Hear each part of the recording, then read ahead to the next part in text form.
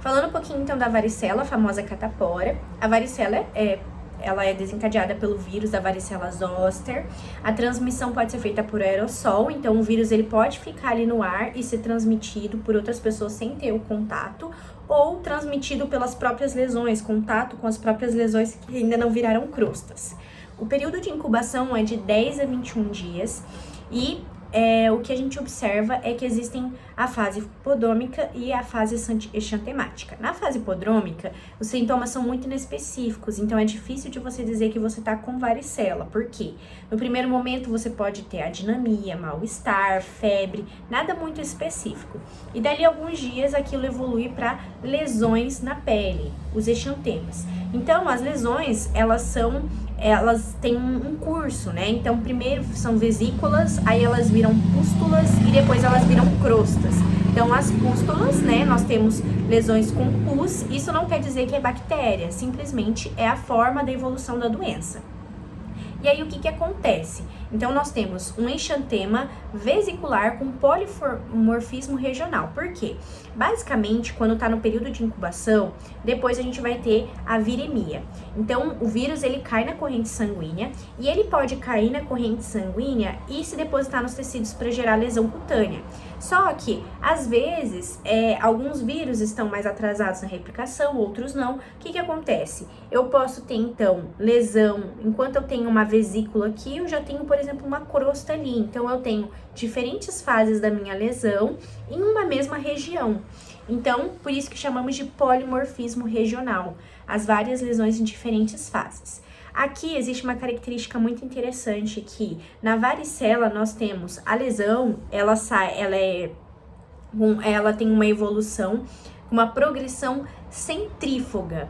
Então, ela começa no centro e ela vai para as extremidades, mas ela se concentra, a maioria das lesões, no centro. Então, ela tem uma distribuição centrípeta.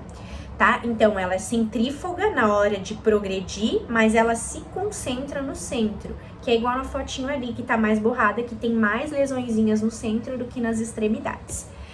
Bem, falando um pouquinho então das complicações, a varicela, por ser uma infecção cutânea, muitas vezes, e também lembrando que essas lesões são muito pruriginosas, a gente tem a possibilidade de você acabar coçando e criando portas de entradas para infecções secundárias cutâneas. Então, uma das principais complicações seria o impetigo, que é quando a gente tem, então, estafilococcus ou streptococcus na base da unha e coça causando um impetigo. Ou muitas vezes a celulite, que é uma complicação um pouquinho mais grave. Existem complicações neurológicas também, principalmente a ataxia cerebelar aguda. A ataxia cerebelar aguda é uma complicação que é marcada por uma tríade, que basicamente é a alteração de marcha, de fala e nistagmo. E existe encefalite, que é uma complicação um pouco mais rara, só que mais grave dentre as neurológicas. Além disso, nós temos a varicela progressiva. A varicela progressiva é quando acomete imunodeprimidos, que é quando eles desenvolvem um quadro de varicela e o vírus continua replicando e não para, porque eles estão imunodeprimidos. Nesse momento, a varicela ela pode evoluir também para quadros e outros episódios como pulmonares, causando pneumonia e outras doenças. E nós temos a síndrome da varicela congênita. A síndrome da varicela congênita é quando a mãe ela acaba se infectando, acaba tendo varicela antes das 20 semanas.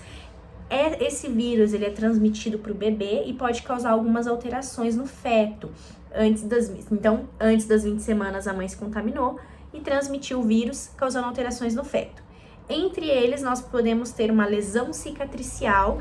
Então, a fotinho da perninha ali, o pezinho, ele forma um formato de ele fica no formato, ele acompanha o dermátomo, né? A gente pode ver que até faz um Zzinho de zoster. E podemos ter a hipoplasia de membros. Então, uns pés menores, mãos menores. Bem, falando um pouquinho do tratamento, a gente não trata todas as crianças, porque geralmente a gente vai tratar os grupos mais de risco. Então, o tratamento, ele vai acontecer pelo aciclovir, e a gente vai administrar o aciclovir venoso, endovenoso, em pacientes que tem essa varicela progressiva, ou seja, imunodeprimidos, né? E imunodeprimidos, e recém-nascidos, porque ainda não tem uma imunidade muito adequada e podem evoluir para quadros graves de varicela. Já o tratamento oral, a gente só pode administrar para maiores de 12 anos, então 13 anos ou mais, tá? Além disso, em casos, a gente vai administrar também para pessoas com segundo caso no domicílio. Então, assim, o seu irmão está contaminado com varicela, aí você administra, mas se for uma pessoa na escola, por exemplo, não precisa administrar o aciclovir. Em doenças pulmonares ou cutâneas, porque pode evoluir para o quadro grave, em corticoterapias com dose não imunossupressora e com uso crônico do salicilato. Aqui, porque se a gente lembrar, existe a síndrome de Reye. Então, se a pessoa usa S e ela evolui com quadro de varicela, a S associado à varicela pode evoluir para o quadro de síndrome de Reye. E aí, então, para a gente evitar que ocorra essa síndrome de Reye, a gente vai administrar o aciclovir. Falando um pouquinho sobre a profilaxia pós-exposição. Então, muitas vezes a gente vai fazer a profilaxia pós-exposição e vai ser indicados em casos específicos. Essa profilaxia tem que ser até 4 dias após a exposição. Então, vamos lá. Eu tive contato com uma pessoa, 4 dias depois, até 4 dias eu posso administrar minha profilaxia. Como que seria isso? Eu posso administrar a vacina, eu posso administrar a imunoglobulina específica em gestantes, porque a gestante, gestante não pode receber vacina, então gestante recebe imunoglobulina, que são anticorpos pacíficos, e imunodeprimidos, lembrando que gestante também é porque a gestante, ela pode passar esse vírus pro feto e causar ali a varicela congênita. Em imunodeprimidos, em recém-nascidos prematuros, e já vou explicar os casos específicos, tá? E também em recém-nascidos prematuros, basicamente em prematuros com menos de 28 semanas, porque o sistema imune dele não está bem desenvolvido, ou recém-nascidos com mais de 28 semanas, onde a mãe não teve varicela. Por quê? Recém-nascidos com menos de 28 semanas, eles não vão ter, independente se a mãe teve varicela ou não, eles não vão ter o sistema imune bem desenvolvido. Já recém-nascidos com mais de 28 semanas, em que a mãe teve um episódio de varicela no passado, eles transmitiram anticorpos, a mãe transmitiu anticorpos para aquela criança. Agora, se tem mais de 28 semanas e a mãe não teve varicela, ele não tem nenhum anticorpo contra a varicela, a gente vai ter que fazer a imunoglobulina específica. E a gente também vai administrar para recém-nascidos de mulheres com varicelas de 5 dias antes até 2 dias após o parto. Vou explicar um pouquinho. Então, vamos supor que nós temos ali nessa linha do lado, nós temos um bebezinho.